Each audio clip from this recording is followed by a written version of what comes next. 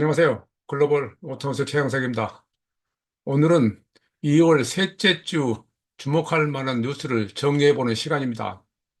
이 내용들은 이미 글로벌 오토모스 웹사이트에 텍스트로 자세히 설명이 되어 있고, 영상을 통해서 핵심적인 내용을 몇 가지 짚어보도록 하겠습니다. 여전히 중심은 트럼프하고 테슬라 일론 머스크가 장악을 하고 있습니다. 첫 번째로는 이제 미국 내 테슬라 반감이 확산된다는 내용입니다. 이미 유럽에서는 12월 달에 판매가, 1월 달에 판매가 50%, 60% 폭락하면서 반 테슬라 분위기가 심각하다는 내용을 지난 시간에 전해드렸죠. 네, 미국에서는 시위는 물론이고 방화하고 총격까지 일어나는 그런 일이 벌어지고 있습니다. 미국은 우리나라하고 전혀 다른 형태의 민주주의를 하고 있기 때문에 이런 것들이 우려가 되고 있지만은 정상적인 상황에서 워낙에 강한 두 콤비가 만났기 때문에 그에 대한 반항도 반발도 거세진 것 같습니다. 미국 전역에 수십 개 테슬라 매장에서 대규모 시위가 일어났고 그때까지는 평화적인 시위였죠. 또 판매라도 크게 떨어지고 있고요. 또 이사회 의장이 주식을 거의 다 매도했다는 소식도 들렸죠. 또 머스크 반대 운동이 조직적 행동으로 지금 확산되고 있는 상황입니다. 근데 이게 어떻게 될지는 상당히 여러 가지 문제입니다만 사실은 이미 제가 최근에도 그 업계 관계자들의 행사가 있는 자리에 참여해서 이야기를 들어보면은 이 문제를 제대로 해결하지 못하면은 결국은 세계 경제가 흔들릴 것이다. 이렇게들 이야기하고 있습니다. 어쨌든 뉴욕 맨해튼 매장 최대 규모의 매장에서 최대 규모 시위가 일어났고 미니애폴리스도 그 마찬가지 또 여러 도시들에 그런 일이 일어나고 있습니다. 오리건주의 한 테슬라 매장이 두 차례 걸쳐서 방어와 총격을 받은 상황이고요. 콜로라도도 매장이 파손됐고 이게 굉장히 공격적인 나라예요. 그래서 그 미국이란 나라가 앞으로 어떻게 될지는 굉장히 우려스러운 목소리를 보는데 이런 게 결국 긍정적인 것은 아니죠. 그런데 이 범죄가 연방 범죄가 아님에도 FBI가 나서 조사한다는 것도 이 미디어들 주목을 끌고 있죠. 이에 대해서 미국의 많은 미디어들은 일론 머스크가 미국 정부와 지나치게 밀접하다고 지적하고 있습니다. DOGE, 그러니까 그 정부 효율부라고 하는 그런 특별한 입장에서 그 참여하고 있는 그 일론 머스크의 행동이 너무 지나치다 하는 것인데 사실은 이에 대해서 일론 머스크는 지금 여러 가지 그 지적받을 내용이 많죠. 그 스페이스 X 같은 여러 분야에서 정부로부터 많은 그 지원을 이미 받아왔고 또 그럼에도 불구하고 그 전기차 보조금을 폐쇄한다는 쪽에 적극적으로 나서면서 그에게 더 이익이 가는 쪽으로 모든 것을 밀어붙이고 있죠. 자동차 쪽에서 보자면은 그의 이 사이버 캡이라고 작년에 발표한 로보택시를 좀 더 원활하게 출시하기 위해서 주 단위로 되어 있는 이 자율주행 관련, 에이다스 관련 규제를 연방 정부로 통일해서 좀 더 완화하겠다라고 하는 건데 이에 대해서는 이 기술자들, 엔지니어들은 굉장히 우려하고 있습니다. 전 세계적으로 거의 마찬가지입니다. 이 일이 앞으로 어떻게 될지는 지금 상당히 주목을 끌고 있습니다. 두 번째 뉴스는 트럼프가 테슬라의 인도 공장 건설에 대해서 그게 미국에 대해서 불공평하다라는 주장을 해서 또 주목을 끕니다. 그러니까 제가 작년에 두 사람이 선거에 나섰을 때부터 트럼프가 당선될 것이라고 했었고 당선됐을 경우에 이 일론 머스크와 같이 일을 한다면 권력과 그 기업이 자본이 같이 뭉친다는 얘기인데 그 둘이 얼마나 갈 것인가라고 하는 그 얘기를 했었는데 이 이야기는 이미 뭐 최근 들어서 많은 미디어들이 다 거의 비슷한 이야기를 하고 있죠. 그렇다고 그렇게 될 것이라고 하는 이 전망도 섣부른 겁니다. 그래서 어쨌든 테슬라가 관세를 회피하기 위해서 인도에 공장을 건설하기로 한다면 이는 미국에 좋지 않은 일이다라고 트럼프가 이야기한 거죠. 다시 말해서 전 세계 많은 국가들이 관세를 이용해서 미국을 이용하고 있다라고 하는 불만을 트럼프는 여러 차례 표명한 바 있죠. 그런데 트럼프는 지난 12월 14일 미국을 방문한 나렌드라 모디 인도 총리와 모디 총리와 회담에서 인도 관세가 매우 높다.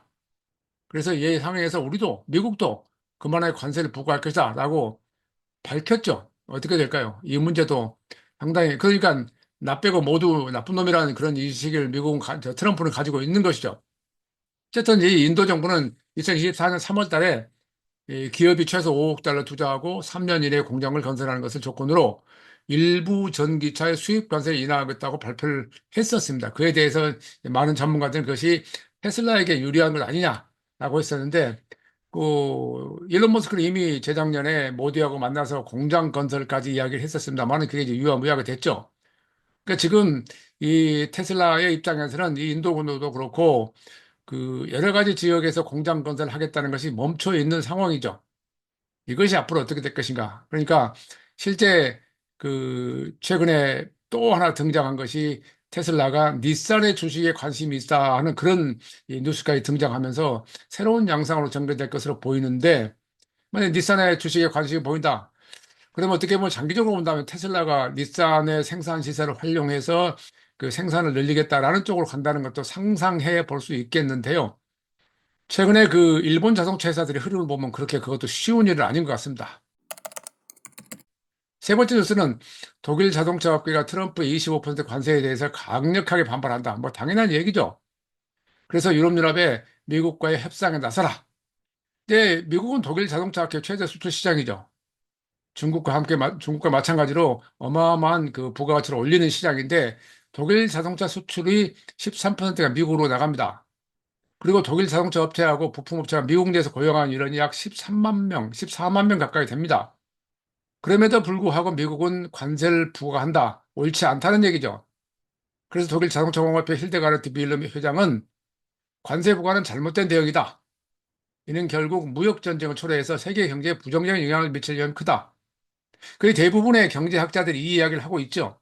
그 테슬라하고 일론 머스크 귀에만 들리지 않죠. 미국의 공화당 위원들의 귀에만 들리지 않죠. 이게 보호무역제는 해결책이 될 수 없으며 오히려 미국과 유럽의 경쟁을 서해할 뿐이다. 저해할 뿐이다.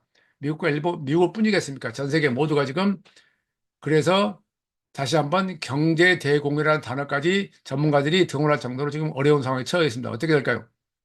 네 번째로 유럽 경제 회복이 그나마 좀 가속화되고 있다. 트럼프 관세 영향이 그렇게 크진 않다라는 뉴스가 지금 유럽의 미디어에서 등장했습니다. 유로존은 최근에 경기 회복의 초기 신호를 보인다. 독일과 프랑스 중심으로 성장 가속화를 조짐이 보인다. 그 제조업 구매 관리 지수에서 신규 수출 주문이 증가하고 수출 의존도가 높은 유로존 경제에서 그것이 긍정적인 영향을 미친다는 얘기 나오고 있습니다. 네, 아시다시피 트럼프는 철강 및 알루미늄 수입에 대해서 25% 관세 부과 등으로 상호 관세 정책을 추진하고 있죠.